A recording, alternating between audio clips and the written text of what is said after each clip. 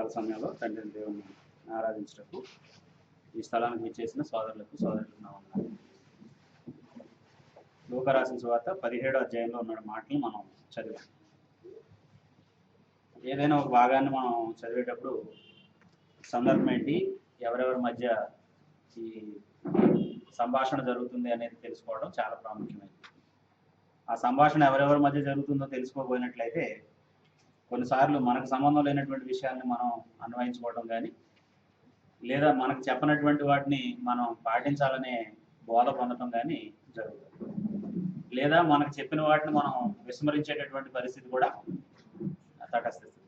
కాబట్టి అటువంటి ఇబ్బంది మనకు లేకుండా ఇప్పుడు కాంటెక్స్ట్ ఏంటి, ఎవరెవరి మధ్య ఏం జరుగుతుంది, అక్కడ చెప్తున్నటువంటి విషయం ఏంటి అనే దాన్ని మనం పరిశీలనాత్మకంగా తెలుసుకోవాల్సినటువంటి అవసరం ఉంది. ఎందుకంటే బైబిల్ గ్రంథం అప్పుడున్నటువంటి వ్యక్తుల మధ్య జరిగినటువంటి సంఘటనలు రాసి ఈరోజు వాటిని మనం ఎలాగ అనుసరించాలనేటటువంటిది చెబుతుంది. నేరుగా మనకు రాయట్లేదు. ఈరోజు ఇక్కడ కూర్చుని ఉన్నటువంటి మనతో ఆ మాటల్ని చెప్పట్లేదు. వాళ్ళ మధ్య జరిగిన సంఘటనలు మనకి బోధ కలగడానికి, బుద్ధి కలగడానికి రాసినటువంటి వాటిని, ఆ ఇతివృత్తాలని మనం చదువుతూ ఉన్నాం. అది మనసులో ఉంచుకోవాలి. 17వ అధ్యాయంలో మనం యేసుప్రభు యొక్క శిష్యులు ఆయన దగ్గరికి వచ్చి ఆయన్ని ఒక విషయంలో మేము అభివృద్ధి చెందాలంటే ఏం చేయాలి అని అడిగారు. అపోస్తులు అంటే ఎవరు? అపోస్తులు అంటే ఎవరు? యేసుక్రీస్తు యొక్క 12 మంది శిష్యులు. ఆయనతో కూడా ఉండి ప్రతి సందర్భంలో ఆయన్ని గమనిస్తూ ఆయన బోధల్ని వివరంగా నేర్చుకుంటూ భవిష్యత్తులో యేసుక్రీస్తు వెళ్ళిపోయిన తర్వాత దేవుని రాజ్య సువార్తను ప్రకటించవలసినటువంటి ఆయన సేవకులు, లేకపోతే ఆయన శిష్యులు, వాళ్ళ ద్వారా రాయబడినటువంటి సంగతులు ఈరోజు మనం చదువుతున్నాం. కానీ యేసుప్రభు శరీరధారిగా ఉన్న కాలంలో వాళ్ళు కొన్ని ప్రశ్నలు యేసుప్రభుని అడగటం, వాటికి ఆయన చక్కగా జవాబు చెప్పడం అనేటటువంటి సందర్భాల్ని మనం చూస్తాం. వాళ్ళు అడిగిన ప్రశ్న ఏంటి? ఇక్కడ చదివిన లేఖనం ప్రకారం వాళ్ళు అడిగిన ప్రశ్న ఏంటంటే, మా విశ్వాసాన్ని వృద్ధి పొందించు. మంచి ప్రశ్నేనా? అవసరమైన ప్రశ్నేనా? మనకు కూడా అవసరమైనది. విశ్వాసం ఉంటే చాలా, అది వృద్ధి పొందాలా? వృద్ధి పొందాలి. ఏదైనా సరే మనం కలిగి ఉన్నటువంటి స్వభావం వృద్ధి పొందాలి. కాబట్టి మా విశ్వాసాన్ని వృద్ధి పొందించు అని మంచి ప్రశ్న ఆయన్ని అడిగారు. అప్పుడు యేసుప్రభు మీ విశ్వాసం వృద్ధి పొందాలి అని అంటే ఈ పద్ధతిని మీరు అనుసరించండి అని చెప్పేసి చెప్పారు.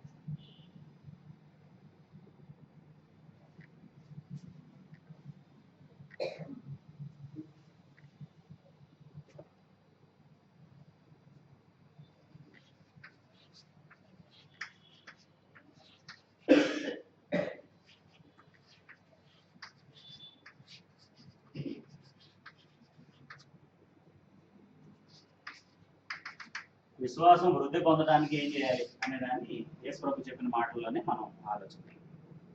విశ్వాసం వృద్ధి పొందాలి అని అంటే ముందు ఏముండాలి? సరైన విశ్వాసం ఉండాలి.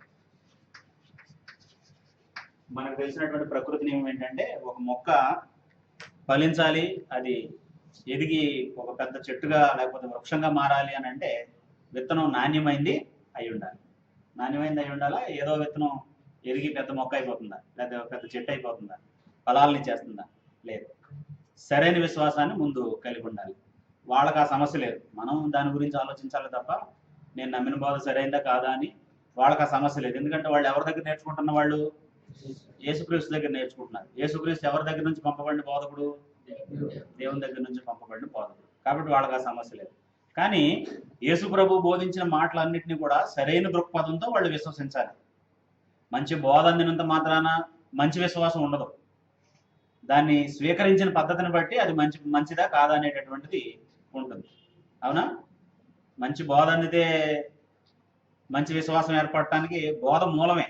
కానీ బోధ అందినంత మాత్రాన విశ్వాసం సరిగా ఉంటుందని చెప్పలేము మనం. ఎందుకంటే దాన్ని స్వీకరించేటటువంటి వ్యక్తి మీద అది ఆధారపడి ఉంటుంది. యేసుప్రభు కాలంలో ఎంతో మందికి ఆయన బోధించారు, కానీ బహు కొద్ది మందికి అది బాగా అర్థమైంది, వాళ్ళలో సరైనటువంటి విశ్వాసంగా అది పనిచేసింది. సరైన విశ్వాసం ఉండాలి అని చెప్పాడు. ఏమవుతుంది? సరైన విశ్వాసం ఉంటే అది ఎంతో శక్తినిస్తుంది. యేసుప్రభు అన్న మాట ఏంటంటే, మీరు ఆవగింజంత విశ్వాసం గలవారైతే ఈ కంబళి చెట్టును చూచి నీవు వేళ్లతో కూడా పెగిలింపబడి సముద్రంలో నాటబడమని చెప్పినప్పుడు అది మీకు లోబడింది. అంటే ఇప్పుడు లిటరల్గా మనకు విశ్వాసం ఎందుకు? ఇలాంటి ప్రయోగాలు చేసి దేవుడిని శోధించడానిక, లేకపోతే మనం అభివృద్ధి చెందడానిక? అంటే దానికి ఉండే శక్తి ఏంటో యేసుప్రభు చెప్పాడు, అలా చేయమని కాదు. ఇప్పుడు చాలా మందికి చెప్పేటటువంటి మాటలు అవి చేయమన్నట్టుగా అర్థం చేసుకుంటారు. ఇప్పుడు మనకు విశ్వాసం ఉందని చెప్పడానికి ఒక వ్యక్తికి నీళ్లలో బాప్తిసం ఇస్తా ఉంటే ఆ పైన మునక్కుండా తేల్చేయాలనా? అది చాలా విశ్వాసమా? ఈ మధ్య ఫేస్బుక్ లో చూసాను నేను అలాంటి ఒక పోస్ట్. ఒక ఆమెకు బాప్తిసం ఇస్తున్నాడు. బాప్తిసం ఇవ్వడానికి ముందు ఆమెని నీళ్ల మీద పడుకోబెట్టేసి ఆమె మునగట్లేదు, అదిగో తేలిపోయింది, అదిగో చూడండి ఆమెకు ఎంత విశ్వాసం ఉందో, దేవుడు ఏం కార్యం చేస్తున్నాడు అని. అప్పుడు నాకు అర్థమైంది ఏంటంటే, నీళ్ళలో మునిగితే కదా బాప్తిసం, తేలితే కాదుగా. అసలు బాప్తిసం అంటే ఏంటి? మరి పైన తేలిన దానికి ఎందుకంత అది గొప్పగా, లేకపోతే గొప్ప మిరాకల్ గా దాన్ని భావించాలి? అంటే ఆయనకు తెలియదు అనమాట. అంటే బాప్తిసం అంటే ఏంటో తెలియని ఆయన ఇచ్చిన బాప్తిసం అనమాట. అందుకు ఆమెని ఇలాగ నీళ్ల మీద పడుకోబెట్టి గొప్ప క్రియ చేశాడు దేవుడు అని చెప్తున్నాడు. దేవుడు నీళ్లలో మునిగినప్పుడు క్రియ చేస్తాడా, నీళ్ల మీద ఆమె మునక్కుండా అలా ఉన్నప్పుడు మ్యాజిక్ చేసినప్పుడు క్రియ చేస్తాడా? ఎక్కడ జరుగుతుంది క్రియ? మునిగినప్పుడు. ఆమె యేసుక్రీస్తు యొక్క మరణంలో, యేసుక్రీస్తు యొక్క సమాధిలో, యేసుక్రీస్తు యొక్క పునరుద్ధానంలో ఆమె ఐక్యమయ్యి అప్పుడు ఆమెలో రక్షణ అనేటటువంటిది వస్తాం. కాబట్టి చాలా మందికి విశ్వాసం అంటే, సరైన విశ్వాసం అంటే ఒక పెద్ద అవగాహన లేనటువంటి వ్యక్తులు మనం చూస్తాం. కాబట్టి యేసుప్రభు ఏమంటాడంటే, నీలో విశ్వాసం ఉంటే అది ఇంత క్రియ చేస్తుంది, అంతే తప్ప నువ్వు కంబళ చెట్టుని వెళ్ళి సముద్రంలో పడేయమని కాదు. అలాంటి అక్షరార్థమైనటువంటి విశ్వాసాన్ని కలిగి ఉండమని కాదు. దానికి ఉన్న శక్తి, నిజంగా నీకు సరైనటువంటి విశ్వాసం అంటుంటే ఇలాంటి వండర్స్ జరుగుతాయి నీ లైఫ్లో, ఇలాంటి శక్తివంతమైనటువంటి కార్యాలు నీ జీవితంలో జరుగుతాయి అని చెప్పాడు. అప్పుడు విశ్వాసాన్ని వృద్ధి పొందించుకోవడానికి మనకు ఉండవలసిన యాటిట్యూడ్ ఏంటో ఇంకొకటి చెప్పాడు. ఇది చాలా కీలకమైనది. ఉన్నది వృద్ధి పొందాలి అని అంటే ఇలాంటి ఒబీడియన్స్ అవసరం. ఉన్నది వృద్ధి పొందాలి అని అంటే ఇలాంటి లోబడే తత్వం, లేకపోతే ఇలాంటి సర్వసాధారణంగా దాన్ని చూడగలిగినటువంటి ఒక దృక్పథం అవసరం. అప్పుడు ఆయన చెప్పిన ఉపమానం ఏంటి? దున్నువాడు కానీ మేపువాడు కానీ మీలో ఎవరికైనా ఒక దాసుడు ఉండగా వాడు పొలంలోనికి వచ్చినప్పుడు నీవు ఇప్పుడే వెళ్ళి భోజనం చేయమని వానితో చెప్పునా? చెప్పడు. అంటే ఇప్పుడు దాసుడు యజమానుడు అన్నప్పుడు, ఇప్పుడు ఉద్యోగాల పరిస్థితి వేరు. దాసుడు యజమాని అన్నప్పుడు అప్పుడు ఉండే సంబంధాలను మనం జాగ్రత్తగా గమనించాలి. ఇప్పుడు మనం ఉద్యోగం చేస్తున్నప్పుడు ఏంటంటే ఇన్ని గంటలు పని చేయాలనేటటువంటి ఒక రూల్ ఉంది. లేకపోతే అతనికి ఏదైనా అసౌకర్యం కలిగినప్పుడు వాళ్ళ కోసం పోరాటానికి రకరకాల యూనియన్లు ఉన్నాయి. మనిషికి ఏదైనా అసౌకర్యం కలిగినప్పుడు చెప్పుకోవడానికి మానవ హక్కుల సంఘాలు ఉన్నాయి. ఇలాంటివన్నీ ఉన్నాయి. ఇదేంటంటే వాళ్ళు పే చేస్తారు, మనం ఉద్యోగం చేస్తాం. ఇది దాసుడు యజమానుడి మధ్య ఉండే రిలేషన్ కాదు. దాసుడు యజమానుడి మధ్య ఉండే రిలేషన్ ఏంటంటే, ఈ దాసుడు కంప్లీట్ గా ఎవరి సొత్తు? యజమాని సొత్తు. యజమాని ఏదైనా చేసే రైట్స్ ఉన్నాయి. యజమాని ఇష్టం అనమాట, అతని పట్ల ఎలాగైనా జరిగించవచ్చు, ఎంత పని అయినా చేయించుకోవచ్చు, ఎలాగైనా అతను ట్రీట్ చేయొచ్చు. అది దాసుడికి యజమానుడికి ఉన్నటువంటి సంబంధం. అప్పుడు ఈ ఉపమానం చెబుతూ యేసుప్రభు ఏమంటున్నాడంటే, ఒక వ్యక్తికి, ఒక యజమానికి ఒక దాసుడు ఉంటే, ఆ దాసుడు పొలంలో పనిచేసిన తర్వాత, పొలంలో పని చేయడానికి వచ్చినప్పుడు నువ్వు అలసిపోతున్నావు, వెళ్ళి భోంచేసిరా అని చెప్తాడా? చెప్పడు కదా. ఎందుకని? దాసుడి పని ఏంటంటే ఆ పని చేయటమే. దాసుడి పని ఏంటి? ఆ పని చేయటమే. యజమాని పని ఏంటంటే పని చేయించుకోవటమే. తర్వాత అంతేగాక నేను భోజనం చేయుటకు ఏదైనా సిద్ధపరిచి నడుము కొట్టుకుని నేను అన్నపానములు పుచ్చుకునే వరకు నాకు పరిచారం చేయము, అటు తర్వాత నీవు అన్నపానములు పుచ్చుకొనవచ్చునని వానితో చెప్పును గాని, ఆ దాసుడు ఆజ్ఞాపించిన పనులన్నీ చేసినందుకు వాడు దయచూపినని వానిని మెచ్చునా? కదా. ఇప్పుడు పొలం నుంచి వచ్చాడు, కష్టపడి పనిచేసి సాయంత్రం యజమానుడు వంట చేశాడు, ఆయన వడ్డించాడు, తిన్నంత వరకు అక్కడ నిలబడ్డాడు. నిలబడిన తర్వాత యజమానుడు నీ దైవాలని వాడు భోంచేశాను అంటాడా? అనడు. ఎందుకని? ఆ దాసుడు చేయవలసిన పనే అది. అంటే చేయవలసిన దానికంటే ఎక్కువేమీ చేయలేదు. దాసుడు పనే దాసుడు చేశాడు అని చెప్పిన తర్వాత, ఇది కథ, అంటే ఇది ఉపమానం చెప్పిన తర్వాత 10వ వచనంలో అప్లికేషన్ చెప్తున్నాడు. దాన్ని ఎలాగ మనకు అన్వయించుకోవాలి? అటువలే మీరును మీకు ఆజ్ఞాపింపబడినవన్నీ చేసిన తరువాత, దేవుడు మనకు ఆజ్ఞాపించినవన్నీ చేసిన తర్వాత ఎక్కడున్నాం మనం? చేసిన తర్వాత దగ్గర ఉన్నావా? చేసే దగ్గర ఉన్నావా? దేవుడు ఆజ్ఞాపించినవన్నీ చేసే దాంట్లో ఇంకా క్వరీస్ ఉన్నాయా? చేసేసామా? చేయలేదు. ఇంకా చాలా క్వరీస్ ఉన్నాయి. ఆజ్ఞాపించినవన్నీ చేయట్లా. కొన్ని ఆయన కృప వలన చేయగలుగుతున్నాం. అది కూడా కొన్ని ఆయన కృప వలన చేయగలుగుతున్నాం. ఒకవేళ చేస్తే దేవుడు అప్పగించిన ప్రతి ఒక్క పని మనం సమర్థవంతంగా చేసేసిన తర్వాత కూడా ఏమని ఉండాలట? మేము నిష్ప్రయోజకులమైన దాసులము, మేము చేయవలసినవే చేసి ఉన్నామని చెప్పుడు. దేవుడు చెప్పినవన్నీ చేసిన తర్వాత మనకు ఉండాల్సిన గుణం ఏంటంట? నేను నేను నిష్ప్రయోజకుడు, నేను దాసుడిని, నన్ను నా దేవుడు వాడుకోవడమే గొప్ప సంగతి. చేయవలసిందే చేశాను తప్ప నేను అధికంగా ఏం చేయలేదు. కానీ ఇప్పుడు క్రైస్తవులందరూ ఎలా ఉన్నారు? దేవుని పిల్లలని పిలువబడే వాళ్ళందరూ ఎలా ఉన్నారండి? మేము వెళ్ళకపోతే ఎవరు ఆరాధిస్తారండి ఆయన్ని? మేము చేయకపోతే ఎవరు చేస్తారండి ఆయన సేవ? ఉన్నారా లేదా? ఇలాగా మేము లేకపోతే దేవుడికి దిక్కెక్కడది? అలాంటి ఆలోచనలు మనసుల్లో ఉన్నాయి. అంటే మనం ప్రార్థన చేసుకోవడం దేవుడికి చేసే మేలులాగా భావిస్తున్నాం. మనం బైబిల్ చదువుకోవడం దేవుడికి చేసే మేలులాగా భావిస్తున్నాం. మనం దేవునికి ఇవ్వడం దేవుడికి చేసే ఉపకారం లాగా ఆలోచిస్తున్నాం. మనం దేవుడిని ఆరాధించడం దేవుడికి మనం చేసే ఫేవర్ లాగా భావిస్తున్నాం. ఫేవర్ కాదు.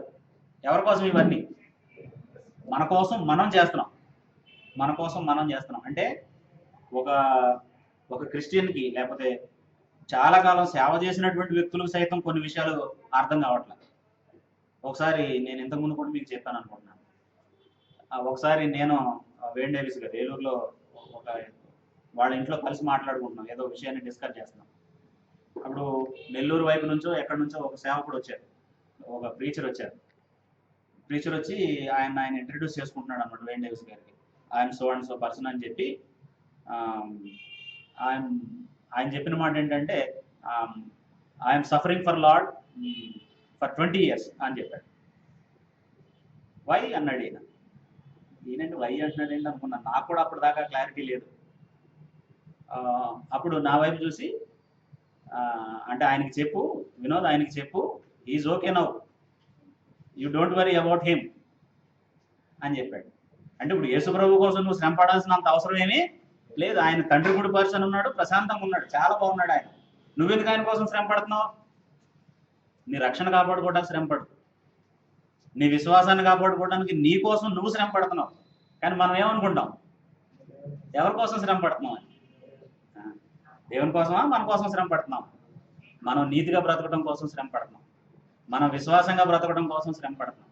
కానీ ఏమంటాం? దేవుని కోసం శ్రమ పడుతున్నాను నేను. నువ్వు శ్రమపడి దేవుడిని ఉద్ధరిస్తావా? నువ్వు శ్రమపడి దేవుడిని బాగు చేస్తావా? నువ్వు శ్రమపడి దేవుడిని ఆయనకు మేలు చేస్తావా? నువ్వు లేదు. మనం అవమానాలను భరించిన మన ఆత్మీయ అభివృద్ధి కోసం, శ్రమలను అనుభవించిన మన వ్యక్తిత్వాన్ని కాపాడుకోవడం కోసం, మన రక్షణ కాపాడుకోవడం కోసం, ఇవన్నీ మన కోసం మనం చేస్తున్నాం. ఇంకా దేవుడు మనకు సహాయం చేస్తున్నాడు మనం ఆ పనిలో కొనసాగటానికి. అంతే తప్ప మనం దేవుడి కోసం చేసే పనులవి కావు. ఈ క్లారిటీ ఉందా చాలా మందికి? ఈ క్లారిటీ లేదు చాలా మంది క్రైస్తవులు. కొన్నిసార్లు మనం కూడా అలాగే భావిస్తాం. ఎంత శ్రమ పడిపోతున్నానో నేను దేవుడి కోసం అనుకుంటాం. ఈ శ్రమ అంతా ఎవరి కోసం? మన రక్షణ కాపాడుకోవడం కోసం, మన కోసం మనం పడే శ్రమే తప్ప దేవుడి కోసం శ్రమ పడేంత గొప్పవాళ్ళం కాదండి. పిల్లలు వాళ్ళ పనులు వాళ్ళు చేసుకోలేకపోతే వాళ్ళ బదులు అమ్మ నాన్న శ్రమ పడతారు. తమ్ముడు ఏదైనా పని చేసుకోలేకపోతే ఆయన కోసం అన్న శ్రమ పడతాడు. అక్క ఏదైనా పని చేసుకోలేకపోతే ఆమె కోసం ఇంకెవరైనా శక్తివంతురాలైనటువంటి స్త్రీ ఆమె కోసం పనిచేస్తుంది. నువ్వెవరివి దేవుడి కోసం శ్రమ పడటానికి? నీ శక్తి ఎంత, నీ జ్ఞానం ఎంత, నీ విశ్వాసం ఎంత? కాబట్టి నువ్వు దేవుడి కోసం శ్రమ పట్టలేదు. ఇవన్నీ ఏంటి? మనం చేసే పనులన్నీ చేయవలసినవేనా, చేయవలసిన వాటికంటే అడిషనల్లా ఓటీ చేస్తున్నామా దేవుడి కోసం? అప్పుడు అది ఏంటి అనేదాన్ని మనం ఒకసారి జాగ్రత్తగా ఆలోచిస్తే,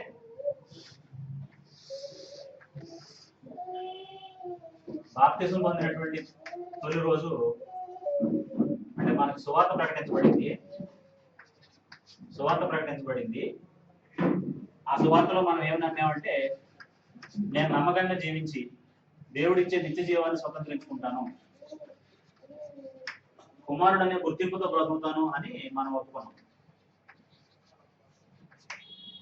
అప్పుడు 1 సంవత్సరం క్రిస్టియన్ అయ్యాం, 10 సంవత్సరాలు క్రిస్టియన్ అయ్యాం, 20 సంవత్సరాలు క్రిస్టియన్గా బ్రతికాం, 50 సంవత్సరాలు క్రిస్టియన్గా బ్రతికాం, 80 సంవత్సరాలు క్రిస్టియన్ గా బ్రతికాం, ప్రభు రాకడ వచ్చింది లేదా ప్రభు దగ్గరికి వెళ్ళిపోయాం, ఏదో ఒకటి సంభవించింది. ఇప్పుడు ఈ కాలం అంతట్లో కూడా మనకు అనేకమైనటువంటి పరిస్థితులు వస్తాయి. కొన్నిసార్లు ఆర్థిక ఇబ్బందులు వస్తాయి,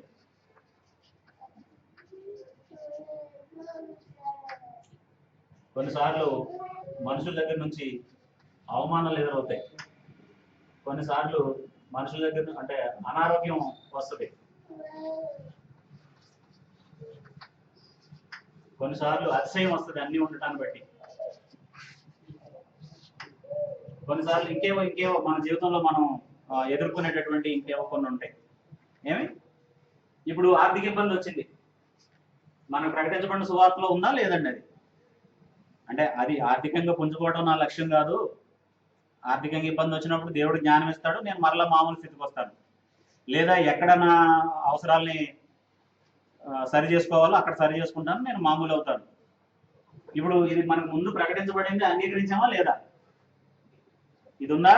బాప్తిసం పొందక మునుపు మనకు ప్రకటించబడిన దాంట్లో ఇది ఉందా లేదా? ఇది ఉంది. ఇది ఉంటే చేయవలసిందేనా? ఇది చేయవలసిందే చేసామా? అడిషనల్ గా ఏమన్నా ఓర్చుకున్నామా? ఇక్కడ ఇప్పుడు మనం ఒప్పుకున్న దాంట్లోనే ఉందా? అది కాంట్రాక్ట్ లోనే ఉందా? ఇప్పుడు ఉద్యోగానికి వెళ్ళినప్పుడు దాని కింద ఒక బుక్లెట్ ఇస్తారట, నేను ఉద్యోగం కాదు కాబట్టి నాకు తెలియదు, టర్మ్స్ అండ్ కండిషన్స్. అప్పుడు దానికి ఆఖరినే సైన్ పెడతారనమాట. మధ్యలో ఎప్పుడైనా సరే ఇదిగో మీరు ఫలానా దాని ప్రకారం నా చేత పని చేయించుకుంటున్నారంటే వాళ్ళ క్లాస్ చూపిస్తారు, ఇదిగో నీకు ఉద్యోగం ఇచ్చినప్పుడే మన కండిషన్స్ లో ఇది ఉంది, మేమేమి లేనిది నీ మీద భారం మోపట్లేదు అని అది ఆ కండిషన్ చూపిస్తారు. ఇక అప్పుడు మనం మాట్లాడటానికి లేదు, ఎందుకంటే సంతకం పెట్టాంగా, అగ్రీ చేసాం కదా, మాట్లాడటానికి లేదు. ఇప్పుడు దాంట్లో ఒక భాగమేనా ఇది? కానీ మనం ఏమనుకుంటామంటే ఇక్కడ ఓర్చుకుని ఏం చేస్తున్నాం అనుకుంటాం, ఎవరికి ఫేవర్ చేస్తున్నాం అనుకుంటాం, దేవుడికి ఫేవర్ చేస్తాం. అందుకే యేసుప్రభు ఏమంటున్నాడంటే చేయవలసినవే చేస్తున్నాం, అది కూడా అన్ని చేయాలి. అన్ని చేసిన తర్వాత ఏమని భావించాలట? మేమేమి అడిషనల్గా ఏం చేయాల, చేయవలసినవే చేశాను. ఒక క్రైస్తవుడుగా నేను చేయవలసిందే చేశాను, నేనేం గొప్ప వ్యక్తిని కాదు అనే భావన ఉంటే ఏది పెరుగుద్ది? విశ్వాసం అభివృద్ధి చెంది. అవే లేదు ఆయన అలా చేశాడు, ఆయన కంటే నేను బాగా చేశాను, నేను గొప్ప అనుకుంటే విశ్వాసం పెరుగుద్దా తగ్గుద్దా? ఇప్పుడు కంపారిజన్ ఉందనుకోండి, విశ్వాసం పెరుగుద్దా తరుగుద్దా అంటున్నాను. ఒక వ్యక్తితో పోల్చుకున్నాం అనుకోండి, ఆయనలాగా నేను లేను కాబట్టి విశ్వాసం అనుకుంటే విశ్వాసం పెరుగుతుందా తరుగుతుందా అంటున్నాను నేను. తగ్గుద్ది, పెరగదు. చాలాసార్లు తగ్గుతున్న వాటిని చూసి విశ్వాసంలో పెరుగుతున్నామని భ్రమించేటటువంటి పరిస్థితుల్లోనే మన క్రైస్తవ్యం ఉంది. అలాగే అవమానం ఎదురైంది, క్రైస్తవులు అయినందుకు అవమానం వస్తుందా? పేతురు చెప్పాడు వస్తుందని, వస్తుంది. ఇప్పుడు మనం చూస్తున్నాం, ఎవడైనా క్రైస్తవుడైనందుకు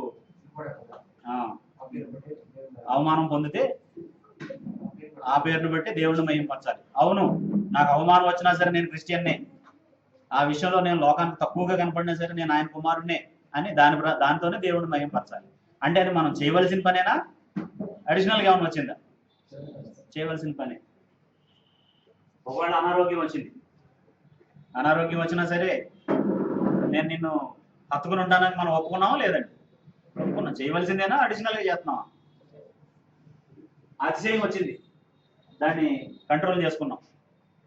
అంటే నేను అందరికంటే గొప్ప, అందరికంటే తెలివి కలవాడిని, అందరికంటే గొప్ప నీతిమంతుడనే ఒక అతిశయం వచ్చింది. అప్పుడు దేవుని వాక్యం అర్థమైంది, దాన్ని సరి చేసుకున్నాం కాబట్టి మనం గొప్పవడమా? చేయవలసిందే చేసామా? చేయవలసిందే చేసాం. కాబట్టి ఇలా ఎన్నో ఎదురవుతాయి. ఇవన్నీ కూడా మనం చేయవలసినవి మన లైఫ్ టైంలో. ఎందుకంటే వీటన్నిటి వలన మనం ఏం నేర్చుకుంటాం? విధేయత నేర్చుకుంటాం. యేసుక్రీస్తు కూడా అదే చేశారట. శరీరధారి ఉన్న కాలంలో తాను పొందిన శ్రమల వలన ఆయన ఏమి నేర్చుకున్నాడు? విధేయతను నేర్చుకున్నాడు. 5వ అధ్యాయం 8వ వచనంలో మీరు చూస్తారు, హెబ్రీ పత్రిక 5వ అధ్యాయం 8వ వచనంలో ఆయన శరీరధారి అయిన కాలంలో రోదనతోనూ కన్నీళ్లతోనూ తను మృతుల్లో నుండి లేపగలవానికి ప్రార్థనలు, విజ్ఞాపనలు, యాచనలు చేసినందున ఆయన అంగీకరించబడ్డాడు. తాను పొందిన శ్రమల వలన విధేయతను నేర్చుకున్నాడు యేసు ప్రభు అని చెప్పి. ఇప్పుడు మనమేమో ఈ పరిస్థితులన్నింటినీ ఒకవేళ అధిగమించగలిగే వాళ్ళం అయితే విధేయత వస్తుందా? నేను అందరికంటే గొప్ప అనే భావన వస్తుందా? అది ప్రమాదం అన్నమాట. అప్పుడు విశ్వాసం పెరగదు. చేయవలసిందే చేస్తున్నాను. అంటే ఈ మాటలు చదివినప్పుడు ఒకసారి ఆలోచించాను, యేసు ప్రభు తప్ప ఇలాగ ఎవరైనా ఉన్నారా అని. ఉన్నారు. ఇప్పుడు రాళ్లతో కొట్టి పట్టణం వెలుపలికి ఇడ్చి ఈ పని మళ్ళీ చేస్తే చంపేస్తామని చెప్పి తనతో పాటు తిరిగినటువంటి యోధా మతంలో తిరిగినటువంటి సహచరులు ఎంతో హీనంగా చూస్తూ ఉంటే మళ్ళీ ఆ యేసు ప్రభు నామాన్నే ప్రకటించాడు. పోనీ జీతం పోద్దని కాదు, పోనీ కుటుంబం సఫర్ అవుద్దని కాదు, ఈ సమాజంలో నాకు మంచి పేరు ఉన్నదేమని కాదు. కేవలం ఎవరి కోసం? యేసుక్రీస్తుని నా యందు బయలుపరచాలని దేవుడు నన్ను ఈ లోకంలో పుట్టించాడు. పౌలు గలతీయులకు రాసిన పత్రిక 1వ అధ్యాయం 15వ వచనంలో ఏమంటాడంటే, ఆయన తన కుమారుని నా యందు బయలుపరపను అనుగ్రహించినప్పుడు పౌలు తన జీవితం ఎందుకు అనుకుంటున్నాడు? నా జీవితం ద్వారా ఎవరిని బయలుపరచాలి? యేసుక్రీస్తుని బయలుపరచాలి. అందుకే దేవుడు నన్ను తల్లి గర్భంలో ఉంచాడు. తల్లి గర్భం మంది పడింది మొదలుకొని నన్ను ప్రత్యేకపరిచి అన్యజనుల్లో నుంచి నన్ను ప్రత్యేకపరిచినటువంటి దేవుడికి నేను ఎల్లప్పుడూ కృతజ్ఞుడిని అయి ఉన్నాను. కారణం ఏంటంటే నా లక్ష్యం ఏంటి? ఆయన లక్ష్యం ఏంటి? యేసుక్రీస్తుని బయలుపరచడం. కాబట్టి ఒకవేళ రాళ్లతో పట్టుబడినా పౌలు ఏమనుకున్నాడంటే ఇది నేను చేయవలసిన పనే. ఒకవేళ ఉపవాసం ఉన్నా ఏమనుకున్నాడు? నేను చేయవలసిన పనే. ఒకవేళ దిగంబరిగా ఉన్నా ఏమనుకున్నాడు? చేయవలసిన పనే. ఒకవేళ ఆసియా ప్రాంతంలో, మాసిదోనియా ప్రాంతంలో, సిరియా ప్రాంతం అంతట్లో మనం అపోస్తుల కార్యాలు చూస్తే ప్రపంచం అంతా కూడా సంఘాలు ఏర్పడినా సరే ఆ పని అంతా తన వల్ల జరిగినా సరే ఇది నేను చేయవలసిన పనే అనుకున్నాడు. ఆయనకి చింత ఉంది తప్ప అతిశయం లేదు. ఎంత పని నా వల్ల జరిగింది అనే అతిశయం లేదండి ఆయనకి ఎప్పుడు. ఇంకా చాలా మందికి దేవుని వాక్యం సరిగా అర్థం కాలేదన్న చింత ఉంది తప్ప అతిశయం లేదు. కాబట్టి ఏమని భావించాలి? విశ్వాసం అభివృద్ధి చెందాలని అంటే ఏమని భావించాలి? చేయవలసినవన్నీ చేసిన తర్వాత నిష్ప్రయోజకులమైన దాసులము చేయవలసినయే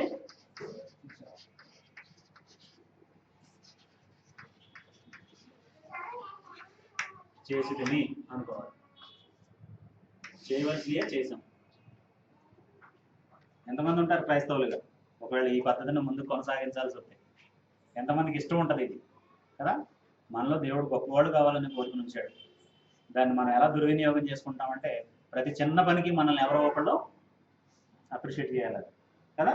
మనకు అలవాటు అయిపోయింది. మన బాల్యం నుంచి కూడా చిన్న పని చేస్తే క్లాప్స్ కొడితే ఇంట్లో మనం బలం పొందామన్నమాట.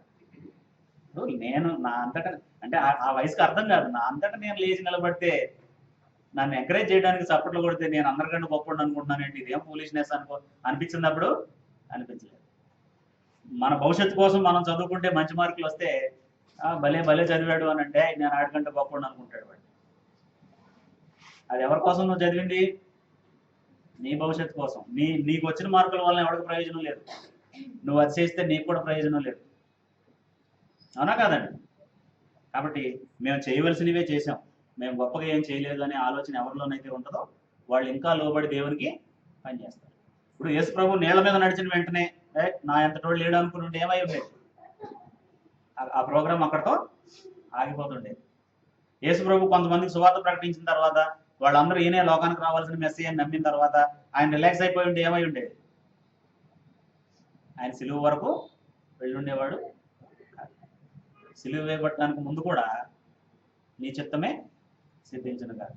అంటే నీ చిత్తమైతే గిన్నెను తొలగించు, కానీ నేను అందు నిమిత్తమే వచ్చాను. ఎబ్రీ 10వ అధ్యాయంలో ఏమంటాడంటే, నాకు శరీరాన్ని అమర్చావు, పూర్ణ హోమాలు, సర్వాంగ హోమాలు నీకు ఇష్టం కాదు, బలులు నీకు ఇష్టం కాదు, కానీ ఇదిగో నీ చిత్తాన్ని నెరవేర్చడానికి నేను వచ్చాను. ప్రాణం పెట్టిన తర్వాత కూడా యేసుప్రభు ఏమన్నాడంటే ఆయన్నే మహింపరిచాడు. ఇదిగో నువ్వు నాకు అప్పగించిన పని నేను చేసి నిన్ను మహింపరిచాను. యోహాను 7:17-4 మనం చదివితే అక్కడ ఉన్న మాట ఏంటంటే, చేయుటకు నీవు నాకు అప్పగించిన పనులన్నీ చేసి భూమి మీద నిన్ను నేను మహింపరిచాను. యేసుప్రభులో ఎక్కడ కూడా నేను చేయవలసిన దానికంటే గొప్ప పని చేశాననే భావన లేదు.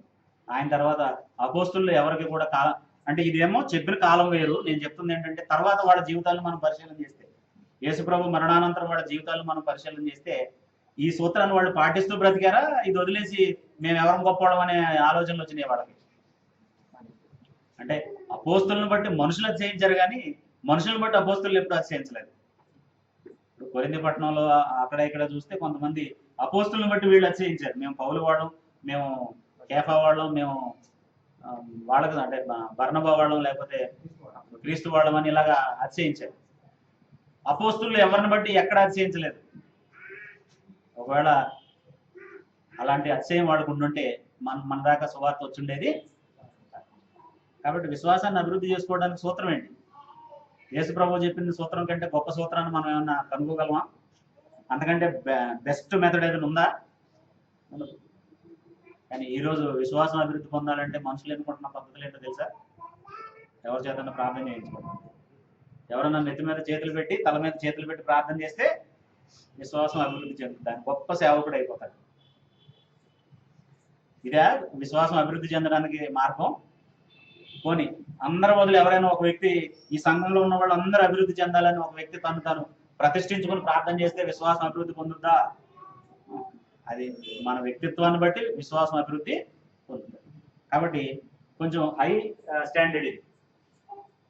నార్మల్గా సులువుగా చేసేసే పని కాదు, ఇది హై స్టాండర్డ్. ఎందుకంటే మనం ఎప్పటికప్పుడే అభినందనని, ఘనతని కోరుకునేటటువంటి వ్యక్తులు. వాటికి అతీతులుగా ఎప్పుడైతే ఉండగలుగుతామో అప్పుడు నేను చేయవలసిన పనే చేశాను అనే ఆ సత్యాన్ని మనం ఒప్పుకుంటాం. అప్పుడు ఆయనకి మనకి సరైనటువంటి సంబంధం ఉంటుంది. అప్పుడు దేవుడు ఆజ్ఞాపించినవన్నీ చేయగలుగుతాం.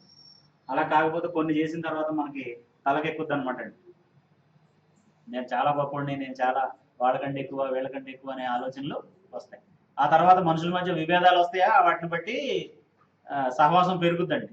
ఇప్పుడు మేము నిష్ప్రయోజకులమైన దాసులు అనే భావన ఉన్న వాళ్ళ మధ్యలో సహవాసం పెరుగుద్దా? మేము అందరికంటే గొప్పవాళ్ళం అనే దానిలో నుంచి పెరుగుద్దా? ఏది సహవాసాన్ని ముందుకు తీసుకెళ్ళేది? అలా. అప్పుడు యేసు ప్రభు చెప్పిన సూత్రం ఏంటంటే, నాయకత్వం కావాలనుకున్నా అదే పని చేయి. నువ్వు నాయకుడిగా ఉండాలనుకుంటే అందరికంటే తక్కువ వాడిగా ఉండు. అవునా? అందుకే యేసు ప్రభు ఏం చేసి చూపించాడు? శిష్యుల పాదాలను కడిగి, ఎవరికైతే ట్రైనింగ్ ఇస్తున్నాడో వాళ్ళ పాదాలను కడిగి అందరికంటే నేను తక్కువ వాడిని అని తను తగ్గించుకొని కనపరిచాడు. అప్పుడు రెండోది ఏంటంటే, ఇది మనకు అర్థమైతే రెండో మాట ఏంటంటే, 11వ వచనం నుండి చివరి వరకు మనం చదివితే, 19వ వచనం వరకు మనం చదివితే మనం ఏం ఆలోచిస్తున్నాం? విశ్వాసం వృద్ధి పొందించుకోవడానికి యేసు ప్రభు చెప్పినటువంటి సూత్రాలు ఏంటంటే, నెంబర్ 1 సరైన విశ్వాసం ఉండాలి.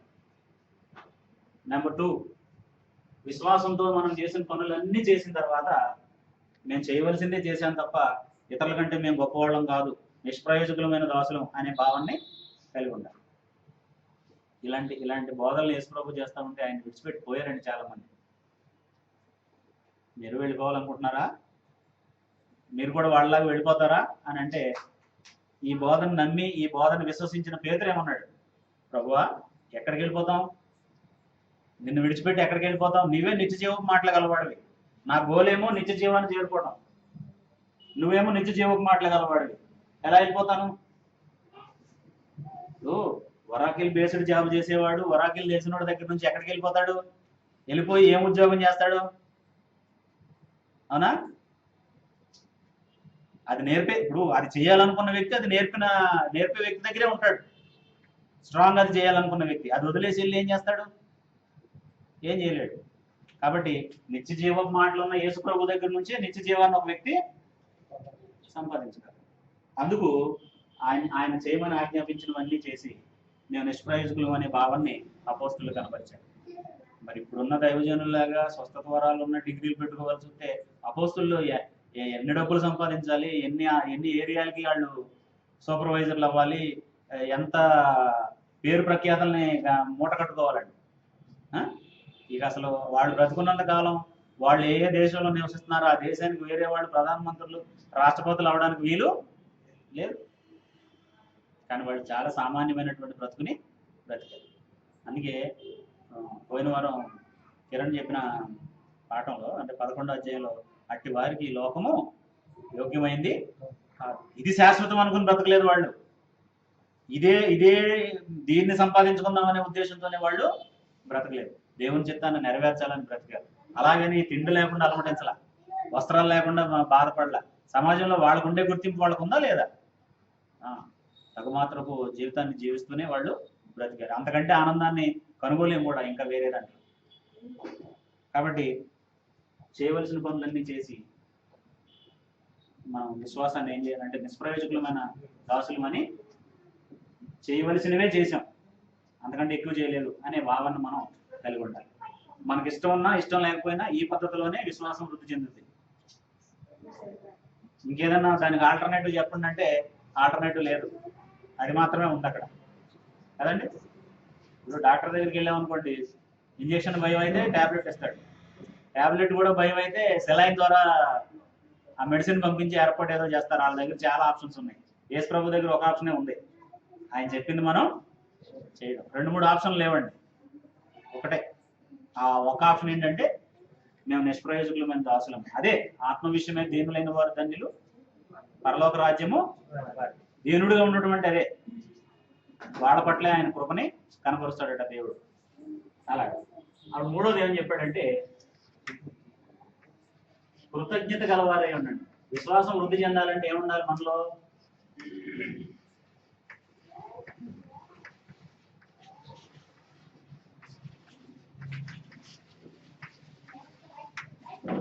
కృతజ్ఞత గలవారిగా ఉండాలి. అప్పుడు ఆయన యెరూషలేము గుండా వెళ్తున్నాడు, యెరూషలేముకు వెళ్ళాలని వెళ్తున్నాడు, సమరయ గలిలయ మధ్యగా వెళ్తున్నాడు.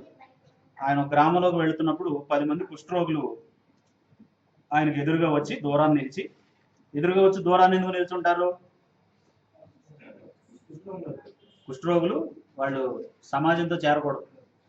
ధర్మశాస్త్రం మనకు ఐడియా ఉంటే, ధర్మశాస్త్రంలో మోషే చెప్పినటువంటి, అంటే దేవుడు మోషేకి చెప్పినటువంటి మాటలు మనం చూస్తే, కుష్ఠు ఉన్నటువంటి ఏ వ్యక్తి కూడా అంటే యెహోవా యొక్క సమాజంలో చేరకూడదు. సంఖ్యాకాండం 12వ అధ్యాయంలోన, సరే సంఖ్యాకాండంలో ఎక్కడో ఒక చోట మోషేకి వ్యతిరేకంగా మాట్లాడారు మిరియాము అహరోను. కూషు దేశపు స్త్రీని పెళ్లి చేసుకున్నాడని ఆయన మీద తిరుగుబాటు చేశారు. వాళ్ళు ఏమన్నారంటే, నువ్వే ప్రవక్తవా? దేవుడు నీతోనే మాట్లాడా, మాతో మాట్లాడలేదా? మేము ప్రవక్తవం కాదా అని మోషేకి వ్యతిరేకంగా మాట్లాడారు. అప్పుడు దేవుడు జోక్యం చేసుకుని ఏమన్నాడంటే, మోషేకి వ్యతిరేకంగా మాట్లాడడానికి మీకు ఎలా ధైర్యం సరిపోయింది? ఎవరనుకుంటున్నారు మోషే? నా సేవకుడు, భూమి మీద ఉన్న వారందరిలో కూడా మిక్కిలి సాత్వికుడు, నేనేం చెప్తానో అదే పని చేసే వ్యక్తి, అతని వ్యతిరేకంగా మీరు ఎందుకు మాట్లాడారు అని చెప్పి ఆ సమాజం నుంచి వెలివేయడానికి ఆ మిరియాము నుదుటి మీద కుష్టు పుట్టేటట్టుగా శపించాడు అన్నమాట. ఆమె మళ్ళా అహరోను లేకపోతే మోషే ఆమె కోసం ప్రార్థన చేసిన తర్వాత అది బాగుపడి మళ్ళా యాజకుడి దగ్గరికి వెళ్ళి దాన్ని కనబరుచుకోవాల్సినటువంటి పరిస్థితి వచ్చింది. అంటే కుష్టున్న వ్యక్తి అది బాగైన తర్వాత యాజకుడి దగ్గరికి వెళ్ళి కానుక సమర్పించి ఆ సమాజంలో చేరడానికి కావాల్సిన శుద్ధి చేసుకోవాలి. అందుకు వీళ్ళు దూరంగా నిలబడ్డారు. 12వ అధ్యాయం అంటే ఇందాక నేను చెప్పిన సంఘటన సంఖ్యాకాండం 12వ అధ్యాయంలో. అప్పుడు వాళ్ళు గొప్ప శబ్దంతో ఏమని అడిగారట, యేసు ప్రభువా మమ్మల్ని కరుణించమని కేకలు వేసేది. అంటే వాళ్ళలో విశ్వాసం ఉందా? యేసు ప్రభు మా కుష్ఠరోగాన్ని తగ్గించగలడు అనే విశ్వాసం ఉందా? ఉంది. మమ్మల్ని కరుణించమని కేకలు వేసేది. ఆయన వారిని చూసి, మీరు వెళ్ళి మిమ్మల్ని యాజకునికి కనబరుచుకున్నాడని వారితో చెప్పాను. వారు వెళ్ళుచుండగా శుద్ధులే. జనరల్గా ఏది ఎక్స్పెక్ట్ చేస్తారు ఎవరైనా? మనకు కూడా ఈ వీక్నెస్ ఉంటుంది.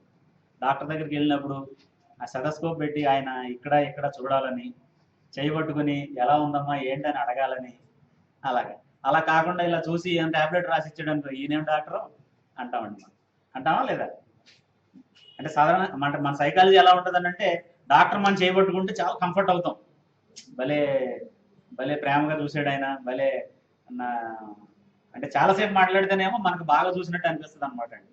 అంటే సైకలాజికల్గా సెట్ అవుతాం మనం. ఇలాంటి ఆలోచన నయమానికి కూడా ఉంది. కుష్ఠరోగి అయినటువంటి నయమానికి ఉందా లేదండి? ఆయన రాజు దగ్గర రికమెండేషన్ లెటర్ పట్టుకుని సిరియా రాజు దగ్గర వచ్చాడు. ఏలీషానేమో ఆయన దగ్గరికి కూడా పోలేదు. ఆయన శిష్యుడిని పంపించి పోయి యోర్దాను నదిలో మునగమని చెప్పు అన్నాడు. కోపం వచ్చేసింది ఆయనకి. ఆయన ఏం ఎక్స్పెక్ట్ చేశాడంట, ప్రవక్త వచ్చి ఎక్కడ ప్రాబ్లం ఉందో అక్కడ చెయ్యేసి అనుకున్నాడు. మా దేశంలో నదులు లేవా, అక్కడ మునగలేక ఈయన దగ్గరికి వచ్చానా అని చెప్పి పెద్ద రోషం వచ్చేసిందండి ఆయనకి. అప్పుడు పక్కన ఉన్నవాడు అన్నాడు, ఇది కాకుండా ఇంకేం చేయమన్నా చేస్తావు కదా నువ్వు. ఇప్పుడు ఆయన దగ్గరికి వచ్చి నీ చేతి పట్టుకుని నువ్వు ఏం చేయమన్నా చేస్తావు కదా, అదేదో ఇదే చేయరాదా? ఆయన మాటలు రీజనబుల్గా అనిపించింది ఈయనకి. ఆ పని చేసి స్వస్థత పొందాడు. వీళ్ళకి కూడా విశ్వాసం ఉందంటానికి రుజువు ఏంటంటే ఆయన వాళ్ళ దగ్గరికి వెళ్లకుండా ఏం చేయకుండానే వాళ్ళు త్రోవలో వెళ్తుండగానే శుద్ధులయ్యారు. జనరల్గా అది ఎక్స్పెక్ట్ చేస్తామా లేదండి? స్వస్థత ప్రార్థనలు జరుగుతున్నాయి అనుకోండి, వెళ్ళి కూర్చున్న వాళ్ళకి అక్కడున్న స్వస్థత వరాలు ఉన్నాయని చెప్పి బాధకుడు ఖచ్చితంగా వీళ్ళ పేరుతో పిలవాలి, వీళ్ళ తల మీద చేయాలి, కింద పడేయాలి. దెబ్బలు తగిలినా పర్లేదు కానీ స్వస్థత వస్తుంది. కాబట్టి ఇలా ఏదో ఒక ఎక్స్పెక్టేషన్ ఉంటుంది. ఏమి చేయకుండా ఊరికి వెళ్ళి ఆ ప్రార్థనలో పార్టిసిపేట్ చేసి వచ్చారనుకో, అక్కడికి వెళ్తే తగ్గదు, ఇంకో చోటకి వెళ్దాం అనుకుంటారు అనమాట. అంటే అది నకిలీ అయినా నేను చెప్తుంది ఏంటంటే మనిషి మైండ్ సెట్ ఎలా ఉంటుంది అనేది చెప్తున్నాను. అప్పుడు వాళ్ళు వెళ్ళి యాజకుడికి కనపరచుకోమని చెప్పినప్పుడు వారు వెళుచుండగా శుద్ధులేదు. వారిలో ఒకడు తనకు స్వస్థత కలుగుడు చూచి గొప్ప శబ్దంతో దేవుని మహిమపరచుచు తిరిగి వచ్చి ఆయనకు కృతజ్ఞతాస్తుతులు చెల్లించుచు ఆయన పాదముల యొద్ద సాగిలపడి. ఒక వ్యక్తికి స్వస్థత పొందిన సంగతి తెలిసి వెనక్కి పరిగెట్టుకు వచ్చి కృతజ్ఞతలు చెప్పాడు ప్రభు. మిగిలిన వాళ్ళు ఏం చేశారు? అదే పని ఇక అసలు వాళ్ళకి దొరికిందే సంతో వెళ్ళిపోయారు అనమాట. మళ్ళీ వెనక్కి తిరిగి చూడలేదు. యేసు ప్రభు బాగు చేశాడా, దేవుడు బాగు చేశాడా, అదేమి బాగుపడటం వరకే వాళ్ళ విశ్వాసం. అప్పుడు అది వృద్ధి పొందుతా? నెక్స్ట్ డే ఉంటుందా? మళ్ళీ వాళ్ళకి విశ్వాసం కలగాలంటే ఏం రావాలి? మళ్ళీ రోగం రావాలి, మళ్ళీ ఏదైనా అవసరం రావాలి దేవుడితో. అప్పుడు దాకా వాళ్ళలో ఏముండదు? ఆ విశ్వాసానికి సంబంధించినటువంటి ఛాయలే ఉండదు. అప్పుడు కృతజ్ఞత ఉండాలి. కృతజ్ఞత లేనివాడు విశ్వాసంలో వృద్ధి పొందలేదు. కృతజ్ఞత మన విశ్వాసాన్ని ఎలా వృద్ధి చేస్తుంది అని అంటే, మనకు ఏదైనా అవసరం వచ్చింది. దావీదుని మీరు ఎగ్జాంపుల్గా తీసుకోండి. దావీదుని మనం ఎగ్జాంపుల్గా తీసుకుంటే, దావీదు ఏదైనా అడగటానికి ముందు ఏం చేసేవాడు? ఇదిగో బాల్యం నుండి నువ్వు నన్ను ఇలా కాపాడావు, నాకు ఆపద వచ్చినప్పుడు ఎలా చేసావు, ఈ ఆపద వచ్చినప్పుడు ఎలా చేసావు, ఇప్పుడు నాకు ఫలానా ఆపద ఉంది, ఈ ఆపదలో కూడా నువ్వు నాకు సహాయం చేస్తావని నమ్ముతున్నాను. ఇన్ని చేసిన వాడు ఇది చేస్తావని నేను నమ్ముతున్నాను కదా. ఇన్ని చేసిన దేవుడిని జ్ఞాపకం చేసుకుంటే ఇది కూడా చేస్తాడనే విశ్వాసం మనకు ఉంటుంది. ఇంతకుముందు ఏం చేశాడో మర్చిపోతే బోల్డన్న అనుమానాలు వస్తాయి. చేస్తాడంటావా, అవుద్దంటావా, జరుగుద్దంటావా, ఇంకేమన్నా సబ్స్టిట్యూట్ ఎవరన్నా పెట్టుకుందామా, ఇంకేదైనా మసీదుకి కానీ ఇంకేదైనా టెంపుల్కి కానీ వెళ్దామా, లేకపోతే ఎవరైనా ఇంకే వ్యక్తి దగ్గరికి కానీ వెళ్దామా, రికమెండ్ చేపిద్దామా ఇంతో పోనీ దేవుడికి అనే ఆలోచనలు అప్పుడు వస్తాయి. అలాంటి వాళ్ళకి ఏం లేదు? కృతజ్ఞత లేదు. ఆయన ఊపిరిని, జీవమును, సమస్తమును మనకి దయచేస్తున్నాడు. అసలు ఎవరి దయ వలన బ్రతుకుతున్నాం? ఎవరి దయ వలన ఇలా ఉన్నాం? ఎవరి దయ వలన మనం ఉనికి కలిగి ఉన్నాం, చెల్లిస్తున్నాం? మరి ఇంత కృతజ్ఞత మనలో ఉంటే మనకు వచ్చిన ఆపదల విషయంలో చెల్లించిపోతామా? ఏం జరుగుతుందని చింత పెట్టుకుంటామా, బెంగ పెట్టుకుంటామా? లేదు. కాబట్టి ఈయనకి కృతజ్ఞత ఉంది, మిగిలిన వాళ్ళ కృతజ్ఞత లేదు. వీళ్ళల్లో ఎవరి విశ్వాసం వృద్ధి పొందడానికి ఛాన్స్ ఉంది? ఇతను విశ్వాసం. అప్పుడు యేసుప్రభువు అడుగుతున్నాడు, మిగిలిన 10 మంది ఏరి? అందుకు 10 మంది శుద్ధులేరి కారా? ఆ 90 ఎక్కడ? ఈ అన్యుడు తప్ప దేవుని మహిమకు వచ్చేటప్పుడు తిరిగి వచ్చిన వాడు ఎవడు అగపడలేదా అని చెప్పి, నువ్వు లేచిపోము, నీ విశ్వాసము నిన్ను స్వస్థపరిచినదని వానితో చెప్పాడు. అంటే యేసుప్రభువు చెప్పే ఉపమానాల్లో సమరయుల్ని ఎందుకు ఎగ్జాంపుల్గా చెప్పేవాడో తెలుసండి? యూదులారా, మీరు అసహించుకునేటటువంటి సమరయులకున్న విశ్వాసం మీకు లేదు అని చెప్పడానికి. లోకా రాసిన సువార్త 10వ అధ్యాయంలో ఒక ఉపమానం చెప్పాడు యేసుప్రభు. దొంగల చేత కొట్టబడినటువంటి ఒక సమరయుడు అంటే ఒక వ్యక్తి ఉన్నాడు. అతను దొంగల చేత కొట్టబడి త్రోవలో పడేసి ఉంటే అటే వెళ్తున్నటువంటి యాజకుడు వచ్చాడు, అతను సహాయం చేయలేదు, పక్కకి వెళ్ళిపోయాడు. లేవీయుడు వచ్చాడు, అతను సహాయం చేయలేదు. సమరయుడు వచ్చి సహాయం చేశాడు. సమరయుడే సహాయం చేశాడని ఎందుకు చెప్తున్నాడు యేసుప్రభు? అన్యుల్లో ఉన్నటువంటి విశ్వాసం మీలో లేదు. అన్యుల్లో చాలా మందిలో దేవుడు అంటే ఉన్న నమ్మకం మీలో లేదు. అందుకే యేసుప్రభు చెప్పాడు, తూర్పు నుండి పడమటి నుండి అనేకులైనటువంటి వ్యభిచారులు లేకపోతే అన్యజనులైనటువంటి వారు వచ్చి దేవుని రాజ్యంలో ప్రవేశిస్తారు, కానీ రాజ్యకుమారులు ప్రవేశించరు. కారణం ఏంటంటే వీళ్ళకి విశ్వాసం లేదు. దేవుడు అంటే అతిశయం ఉంది తప్ప, దేవుడు మా దేవుడు, అబ్రహాం మా దేవుడు అనే, అబ్రహాం మా తండ్రి అనే ఆలోచనలు ఉన్నాయి తప్ప వాళ్ళలో సరైనటువంటి విశ్వాసం లేదు. అప్పుడు అతనికి దయ చూపిన వాడు ఎవడు? వీళ్ళల్లో ఎవరు అతనికి పొరుగువాడు అని సమరయుడిని అడిగితే, పరిసయుడిని అడిగితే, పరిసయుడి నోటంట కనీసం సమరయుడే అనే మాట అంటాం ఇష్టం లేదండి అతనికి దయ చూపిన వాడే అన్నాడు. యేసుప్రభు ఏమో సమరయుడే అని సంబోధిస్తే అతనేమని అన్నాడు? అతనికి దయ చూపిన వాడే. అంటే యేసుప్రభు వాళ్ళ లోపాలని అంత బాగా ఎత్తి చూపేవాడు అనమాట. ఇక్కడ కూడా ఏం జరిగింది? ఎవరు వచ్చి నిజంగానే ఆయన చెప్పింది ప్రాక్టికల్ గా రైట్ అయిందా లేదా? అన్యుడు వచ్చి దేవుడిని మహింపరిచాడు, కానీ మొదటి నుంచి దేవుని కుమారులు అనబడుతున్న వాళ్ళు, దేవుని పిల్లలు అని చెప్పుకుంటున్న వాళ్ళు రాదు. కాబట్టి విశ్వాసం వృద్ధి పొందాలంటే ఏముండాలి మనలో? కృతజ్ఞత గల వారిగా ఉండాలి. ఒకటి, సరైన విశ్వాసం ఉండాలి. రెండు, చేయవలసిన పనులే మేము చేశాం తప్ప దేవుడికి మేమేం ఫేవర్ చేయలేదనే భావన మనలో ఉండాలి. మూడు, కృతజ్ఞత గల వారిగా. అప్పుడు మన విశ్వాసం దేవుడు కోరుకున్న స్కేల్ ప్రకారం రోజు రోజుకి అభివృద్ధి చెందుతుంది. రెట్టించిన ఆసక్తితో, ఉత్సాహంతో మనం దేవునికి సేవ చేయగలుగుతాం. లేకపోతే ఆయన మనకి ఇచ్చిన చిత్తాన్ని నెరవేరుస్తూ ముందుకి వెళ్ళగలుగుతాం. అలా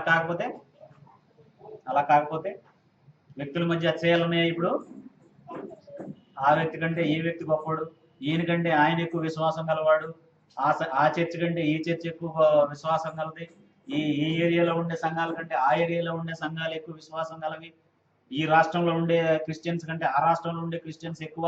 ఇలాంటి కంపారిజన్స్ ఉన్నాయా లేవండి? ఆ కంపారిజన్స్ అన్ని కూడా మనుషుల విశ్వాసాన్ని పెంచవు. అవి ఏం చేస్తాయి?